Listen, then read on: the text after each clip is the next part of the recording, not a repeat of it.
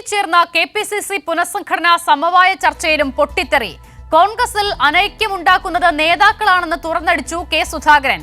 സുധാകരൻ ഉന്നയിച്ച വിമർശനങ്ങൾ ദേശീയ അധ്യക്ഷൻ മല്ലികാർജ്ജുൻ ഖാർഗെ ശരിവെച്ചു. അതേസമയം പാർട്ടി ഒറ്റക്കെട്ടാണെന്ന് കെപിസിസി പ്രസിഡന്റ് സണ്ണി ജോസഫും പ്രതികരിച്ചു. അബ്ദുൾ റഷീദ് തയ്യാറാക്കിയ റിപ്പോർട്ടിലേക്ക്. അസിത, കെപിസിസി DCC പുനഃസംഘടനയുമായി ബന്ധപ്പെട്ട സംസ്ഥാന തലത്തിൽ കോൺഗ്രസിന്റെ നേതാക്കൾക്കിടയിലുണ്ടായിട്ടുള്ള തർക്കങ്ങൾ പരിഹരിക്കാനായിരുന്നു ദില്ലിയിൽ ഹൈക്കമാൻഡ് കേരളത്തിലെ നേതാക്കളെയൊക്കെ തന്നെ വിളിച്ചു ചേർക്കുകയും യോഗം നടത്തുകയും ചെയ്തിട്ടുള്ളത്. ഈ യോഗത്തിൽ കടുത്ത അതിർത്തികളാണ് നിരവധി നേതാക്കൾ മുന്നോട്ട് വെച്ചിട്ടുള്ളത്. എന്തായാലും ഈ അതിർത്തി നേരത്തെ തന്നെ ഉണ്ടായിരുന്നു എന്നുള്ള പശ്ചാത്തലത്തിൽ ഓരോ നേതാക്കളെയും പ്രത്യേകമായാണ് ആദ്യം ഹൈക്കമാൻഡ് കണ്ടത്. ഈ ഘട്ടത്തിലാണ് നിരവധി നേതാക്കൾ ഈ കെപിസിസി അധ്യക്ഷനെതിരെയും അതോടൊപ്പം തന്നെ VD സതീശനെയും എതിരെയുമുള്ള കടുത്ത ആരോപണങ്ങൾ മുന്നോട്ട് വെക്കുകയും ചെയ്തിട്ടുള്ളത്. എന്തായാലും മുൻ കെപിസിസി അധ്യക്ഷൻ ഒരു മുന്നറിയിപ്പ് നൽകുകയും അതോടൊപ്പം കടുത്ത അതൃപ്തി പ്രകടിപ്പിക്കുകയും ചെയ്തിട്ടുണ്ട്.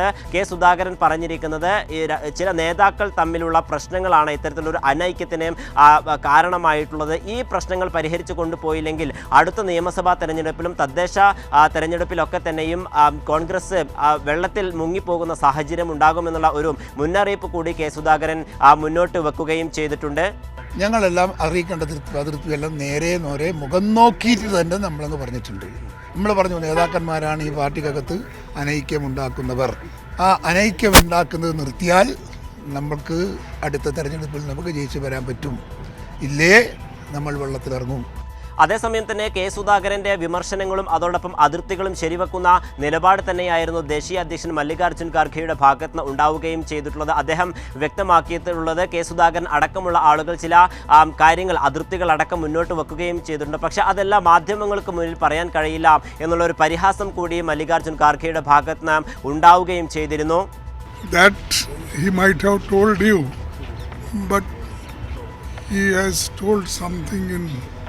Our meeting, and that I don't want to disclose.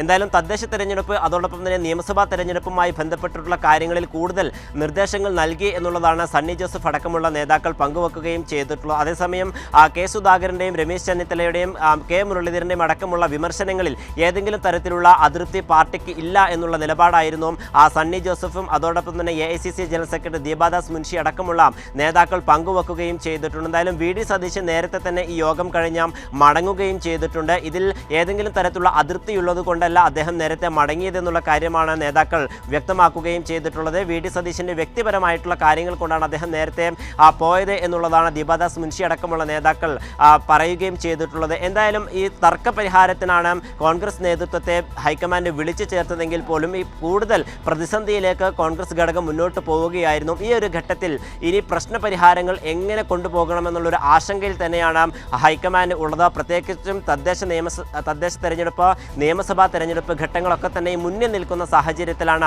ഈ കെപിസിസി അതോടൊപ്പം തന്നെ DCC പുനഃസംഘടനയുമായി ബന്ധപ്പെട്ടുള്ള പ്രതിസന്ധികൾ ഇപ്പോഴും കോൺഗ്രസ് നേതാക്കൾക്കിടയിൽ നിലനിൽക്കുകയും ചെയ്തത്. ഇനി എന്താണ് ഇതുമായി ബന്ധപ്പെട്ടുള്ള ഹൈക്കമാൻഡിൻ്റെ ഉറച്ച നിലപാട് എന്നുള്ളത് അറിയാൻ തന്നെയാണ് നമ്മളൊക്കെ തന്നെയും കാത്തിരിക്കുന്നത്. എന്തായാലും ഹൈക്കമാൻഡിൻ്റെ ഒരു ഇടപെടൽ ഏറെ നിർണായകമായിരിക്കും. അല്ലെങ്കിൽ കോൺഗ്രസിന് അതോടൊപ്പം തന്നെ മറ്റു കെപിസിസി പുനഃസംഘടനയുമായി ബന്ധപ്പെട്ട തർക്കങ്ങളിലൊക്കെ തന്നെ നിലനിന്നു പോകുന്ന സാഹചര്യം ഉണ്ടാവുകയും ചെയ്യും. കോൺഗ്രസ് അധപ്പതിച്ചു പോകുമെന്നുള്ള ചില നീക്കങ്ങൾ അല്ലെങ്കിൽ അത്തരത്തിലുള്ള ആരോപണങ്ങൾ കോൺഗ്രസിന്റെ നേതാക്കളുടെ ഭാഗത്ത് നിന്ന് വരികയും ചെയ്തിട്ടുണ്ട്. എന്തായാലും ഹൈക്കമാൻഡ് പോലും ഇപ്പോൾ വലിയ ആശങ്കയിൽ തന്നെയാണ് നിലനിൽക്കുന്നത്.